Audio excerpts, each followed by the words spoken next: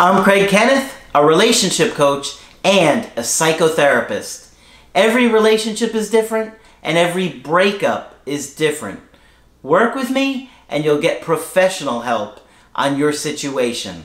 And if you're in no contact, focused on personal growth, my workbook series, The Knowledge, will help you make changes like you've never made before. Available now at AskCraig.net.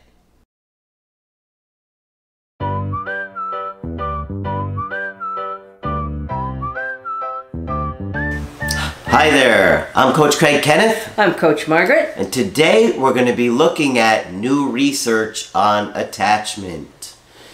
So as we always teach you guys with attachment and attachment theory, we're always looking for new information to share with you guys to give you a better understanding of it. Because really, when you start to understand attachment, you start to understand relationships and why oftentimes they don't work, why they fall apart. And so today we're going to talk a little bit more about that to help you understand some stuff that Margaret has seen that she thinks is going to help you guys. Okay. I came across a gentleman named Patrick Coleman, who is a helping professional, and he writes for a magazine called Fatherly, which in conjunction with this I looked up, and it seemed to have some nice family-oriented articles on various subjects. And he talks about attachment styles in much the same way we have, but words some things a little bit differently, so I thought it was worth sharing it. He maintains the same three categories that we think of. The first one being a secure attachment. Sure. That means the child is securely attached to the caretaker, meaning that they feel safe and comfortable and expect that their needs will continue to be met. Okay? So even as little tiny ones, they're comfortable. They're not anxious. The caretaker is attuned to the child's needs, and I'm not sure we've said that exactly before. I think I've said it in some other videos, but it's really important. Attunement is so critical for relationships, and that means adult relationships too. As well, yeah. The caretaker is attuned to the child's needs. Now, you probably have some people in your life you know well enough to know when they're hungry, when they're tired, when they're going to get grumpy because they need to be fed, all those things. The caretaker is attuned to the child's needs. For example, knows when the cry is from hunger, or knows when the baby is in pain. They get gas, as we all know. Or simply needing some parenting and to be picked up. Yes. And an attuned parent, mother or dad, will learn to distinguish the various cries. Yep. And like I say, if you're in an intimate relationship with somebody, you pick up on their needs in the same kind of attuned way. Okay? And what happens is, if you don't have a parent that is attuned to you, you'll wind up getting very angry and start to feel like the world isn't safe and you can't count on people to meet your needs. That's exactly right. And the more neglect there is, the more extreme it's going to get. Right. You know, one of the things that I remember some of my exes saying in the past was, if they were upset about something, you should know. Right. Some of that's reasonable and some of it isn't. But yes, I mean, if you've been with somebody for a long time and they're not doing okay, you should know. Yes. Well, I mean, what I found when we were talking about it is, you know, you said to me, well, there's some kind of developmental arrest there. Yeah. Because at that point, I was already a professional and was pretty attuned to my partners. You know, that wasn't their complaint. But they almost expected me to read their mind. I was going to say, it can be attunement. But remember, when we're little, we have to anticipate mother anticipating our needs because we don't have words. All we can do is cry, which may or may not be deciphered correctly. So that babies expect mom to anticipate their needs. Now, if you are developmentally arrested or partially developmentally arrested at a very early age, you can expect partners to almost be able to read your mind. And they can't. And I remember saying one time to a woman who was saying, my husband should know this and he should have already gotten me flowers. Well, not necessarily. Not necessarily. He might he might even know it on one level of his consciousness or another, but he doesn't know you want flowers. And you need to tell him, so such and such is an anniversary of such and you better get me flowers. Well, it doesn't count if he doesn't think of it himself. Oh, yeah. Well, then you don't get flowers. Can't help you. Okay? That's what I've heard a lot, yeah. Give the poor guy a clue. It doesn't count if I told you, because then you didn't really mean it. Right. Well, not necessarily. Well, we have words. That's what separates us from the next things in, chimpanzees, and, words are important.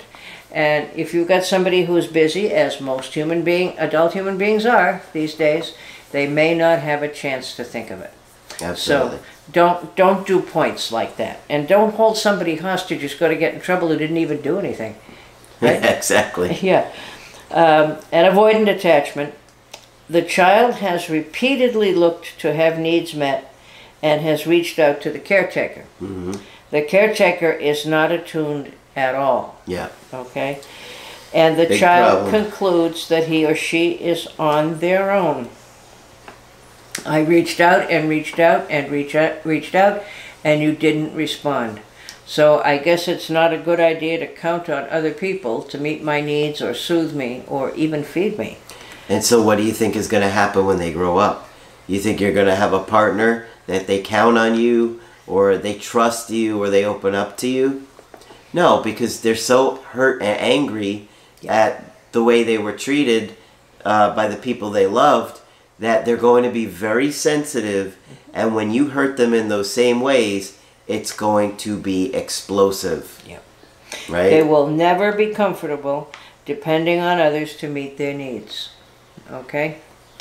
They will highly value independence and wonder what all this attachment feeling nonsense is about. Mm-hmm. Okay? Sure. I don't need anybody. Why would they? Right. When they needed somebody at that point in their life. Nobody was there.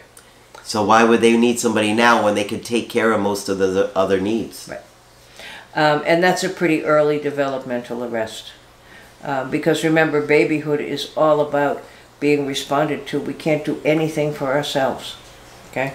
We can't even move. Like, Right. we're not even mobile. We No. can't crawl. No. I can't get up. No, we not can't in even, the beginning. We can't No. even sit up. Nope. All we can do is scream, which I guess we do. Yeah. Yeah. Some of us are still screaming. What? A child's needs, now anxious attachment. A child's needs are met some of the time. And I hadn't thought about that exactly. No? Anxious attachment, a child's needs are met some of the time, but not enough or consistently enough to produce secure attachment. I've always felt like the people that are anxious are functioning better in romantic situations than the avoidants. I think so too. Not necessarily in life, Right. but in their romantic relationships, they're wanting the closeness. In these adult relationships, these folks want constant reassurance. You're here for me now. Well, how do I know about tomorrow? Isn't there a song? Terrified. Will you still love me tomorrow? Will you forget about me? Yeah. Will you forget about me? Will you just leave me here? The way my mother did. Because sometimes I got forgotten about. Did you? No, not me. Okay. Who could forget you, Craig? But think about a busy mother with several other kids and another problem going on in the family, which can happen all the time. Sure. And no matter how hard she tries, she can't get to everybody who needs. Yeah. Okay? No, it's really Yeah. difficult. That's where older sisters, cousins, and the lady down the street become really, really important. Yeah.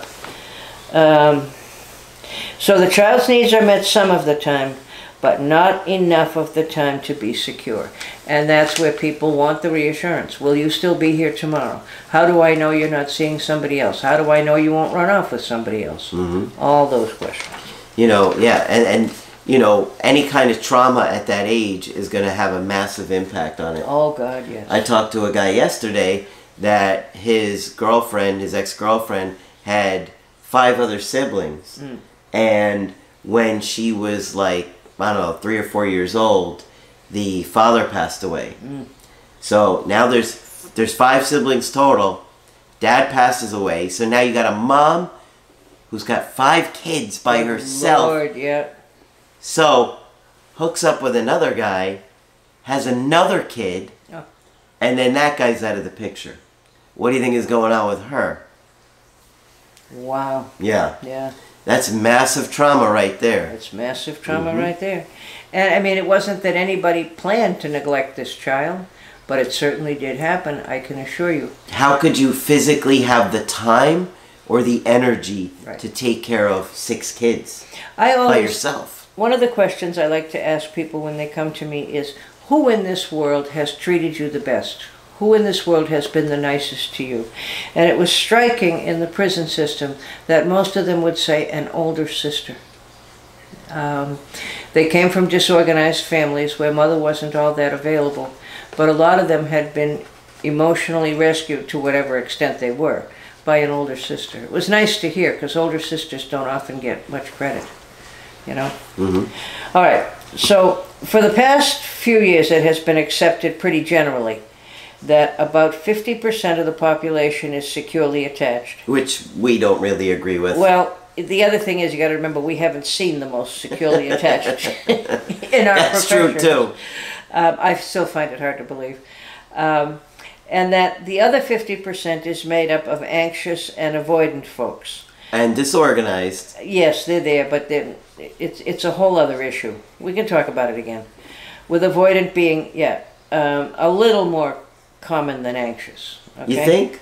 Well, that's what most of the literature says. I don't think so either. I don't think so either. I feel like it's probably more anxious, and then the less severe is the avoidance, and then, or less frequent is the avoidance, and then even less frequent is the disorganized. Well, don't get upset, because it's going to change. A recent study, now, it's a recent study of college students. And you have to understand that many studies about many things are always done on college students, because they're a captive audience. They all go to one place. And they work for cheap. Well, they work for cheap because they never have any money. Exactly. So if you offer them $10 to $100 for some silly little survey you're doing, they'll happily do it for you. In a recent study of college students, the trend appeared to be more toward avoidant and a little bit less toward secure. Why might that be?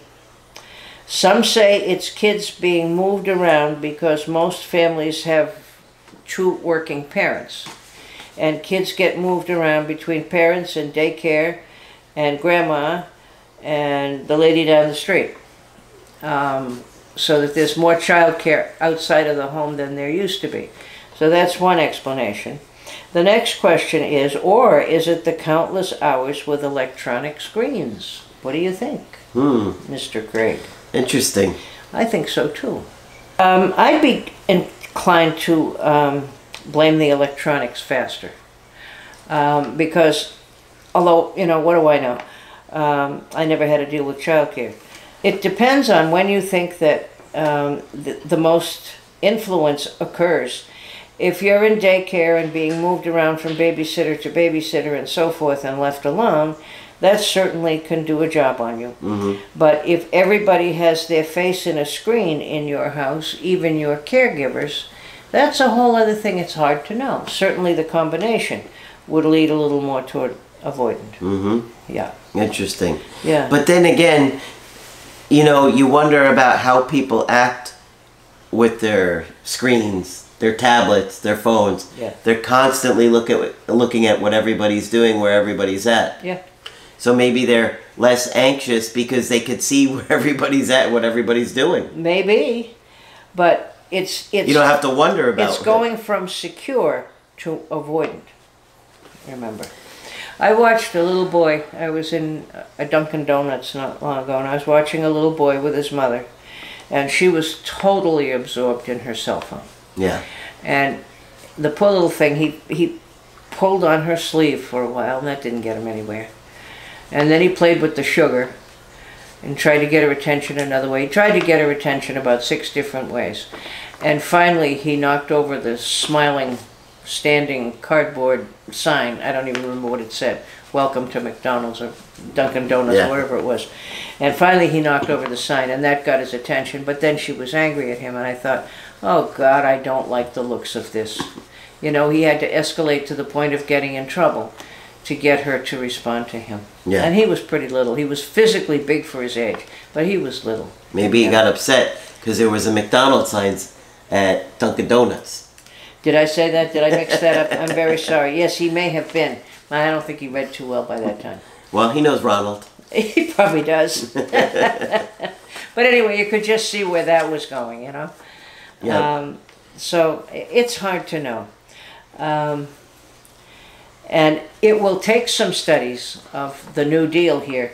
But you see people in restaurants and everybody at the table has their face in a screen, you know? Absolutely. Why did you bother to go out? I'll never forget a couple I saw one time at a restaurant, and both of them just stared at their phones the entire time. Yeah. And I'm not exaggerating. Right. I think I saw them say 3 words together, and I'm like, what are they doing? Yeah, and why did they come out? Right? Isn't it kind of a nice quiet time to talk, to Yeah. not have to worry about getting the I mean, dinner together? Sure, I could understand maybe looking for a couple minutes, Sure. but the entire time they were there, time, yeah.